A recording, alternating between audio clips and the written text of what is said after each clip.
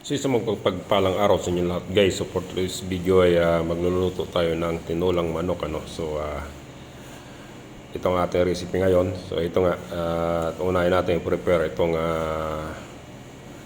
ating pangsahog So kasalukuyan natin na binabalatan yung papaya. So meron tayong sili, meron tayong lemongrass yung tanglad. So masarap tong manok kasi native siya guys. So perfect to. So yan, habang kasalukuyan natin na binabalatan binabalatan natin ang ating papaya na pansahog sa ating tinula guys. So yan.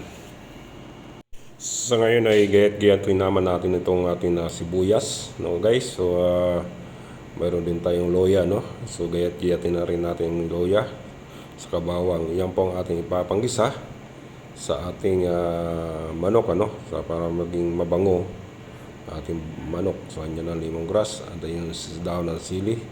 So yan guys. So yan, tapos tayo magayat-gayatan. Dito ang ating manok na lulutuin So ating itong hiwa-hiwain kasi buo siya.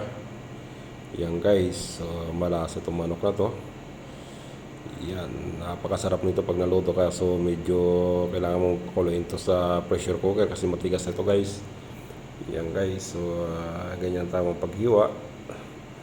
Yan, unahin natin dito sa may hita hiwain natin sa may hita, tanggalin natin yung hita. Ganyan guys. So napakataba ng manok na to, grabe. So makikita mo dyan sa panansya yung kulay dilaw, yan ang taba niya Kaya masasabi ko talaga na sobrang taba talaga itong manok na to guys. So yan. At ngayon ay mag-uumpisa na tayo mag-isa Unahin natin ang luya, bawang, sibuyas. Yan guys. Yung saka natin i-add yung ating manok ilagay natin yung manok. So yayala para dumikit ang lasa ng ating ginisa So lagyan natin yun ng asin, lagyan natin pampalasa. Ito makikita nyo may itlog pa. Yan guys. So halo-haluin lang natin yan. Halo-haluin. Hayaan lang natin siyang kumulo sa sarili niyang katas. Yan, bago natin lagyan ng tubig yan, pakuloy lang muna natin siya sa sarili niyang katas Yan guys.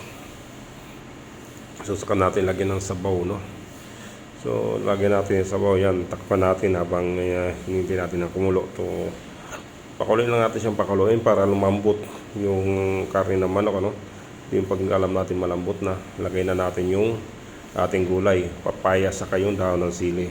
Yan, hintay lang natin maluto yung gulay. Din mayroon na tayong napakasarap na tinulang manok.